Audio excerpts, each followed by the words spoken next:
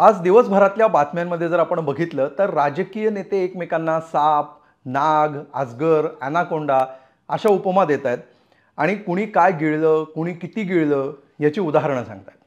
पण ॲक्च्युली जर बघितलं तर हे सगळे बिचारे शांतपणे सरपटणारे आणि आपल्या पोटापुरतंच खाणारे प्राणी आहेत. त्यामुळे या प्राण्यांना जर आबरूनुकसानीचा दावा करायची सोय असती तर आपल्या राजकारण्यांचं काही खरं नव्हतं. पण सिरियसली जर ह्याच्यावर विचार करायचा झाला तर आपण बघतो की आपल्याकडे जी प्रतीकं वापरली जातात म्हणजे कुत्रा असेल, गाढव असेल, बैल असेल, हे सगळे कष्ट करणारे आणि प्रामाणिक प्राणी आहेत अशी त्यांची ओळख आहे.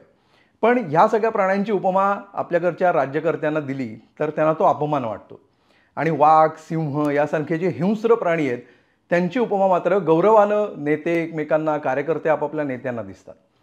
त्यामुळे तुम्हाला काय वाटतं की आपल्याकडे राजकारणात आणि ओव्हरऑल समाजामध्येच प्रतीकांची गडबड झाली आहे का?